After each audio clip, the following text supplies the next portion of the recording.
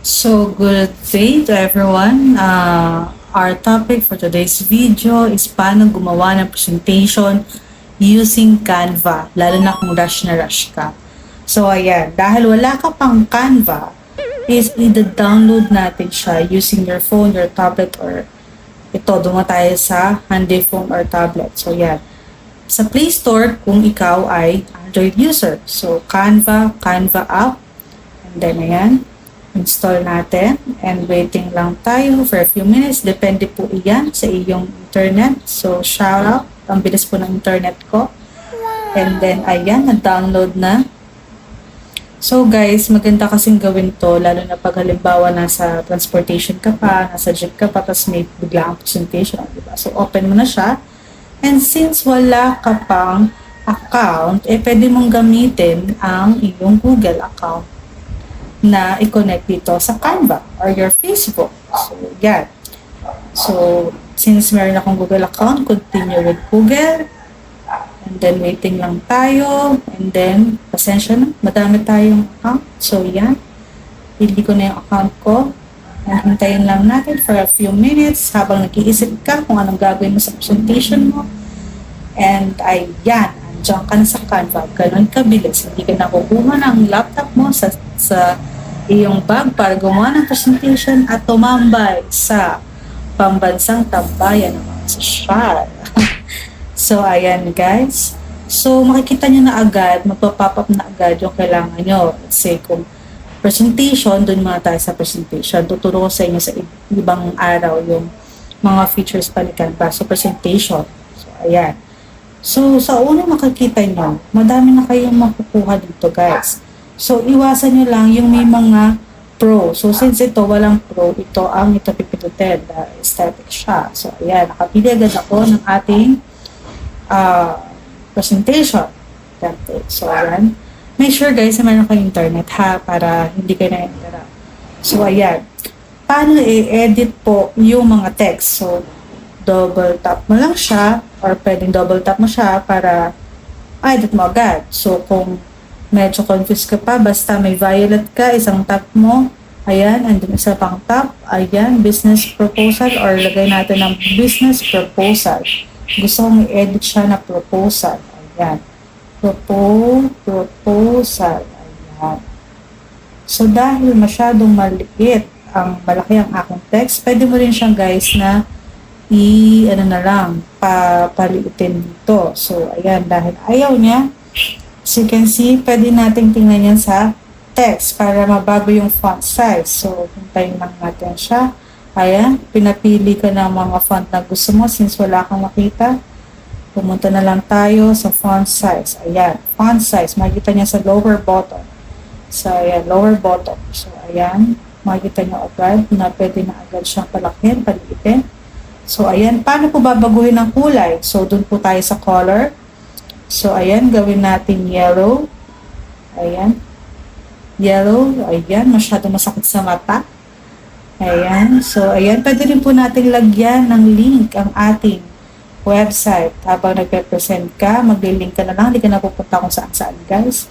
Para lang hanapin yung website nyo. So, halimbawa, ang inyong link ay www.marketingwise.com. So, sample lang yan guys. So, ayan. Ayan. So, kung anong gusto mong ilagay na something, pwede mong ilagay doon display mode. Kung ano gusto mong makalagay doon, click here or something. So, ayan. Pwede na yan. So, dahil hindi nag-appear marketing-wise, gawin natin na www.google.com para mas mabilis. Ayan. So, ayan guys. So, clickable na siya. Ayan. So, ayan. So, makikita nyo guys na nagkaroon siya ng underline. It means that clickable na siya. Pwede mo na siyang i-click and then pupunta ka na sa google.com. At kung saang site mo gusto papuntahin yung presentation. And then, since hindi itong logo mo, pwede mo rin palitan yan, guys. Ayan, delete mo lang siya. Ayan.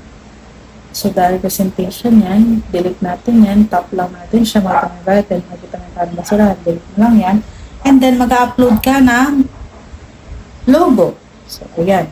Dyan. And then, ayan. Pwede mo siyang palitin using this one. And then, usually po, ang logo ay nasa gitna. So, ayan. Medyo nag-iusin na po ako.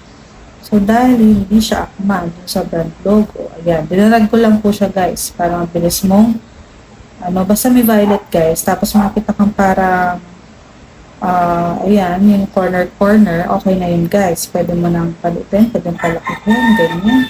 At kung bigla mo napindot, ito, lagi nang napunta dyan, i-undo mo lang siya dun sa top button. So, ayan, guys. Pwede mo rin baguhin yung kulay niyan, guys. Ayan, color, gawin natin yung kulay ng logo, ayan. So, diba? Ang bilis ang buhay, guys. So, ito, babaguhin natin ang kulay dahil hindi siya akma dun sa brand logo. Gawin natin, ayan, mamili tayo ng kulay na malapit na sa brand logo. So, gawin natin ng yellow, diba? Ang ganda.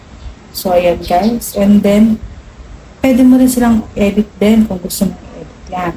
And then, paano maglagay ng photo using this one?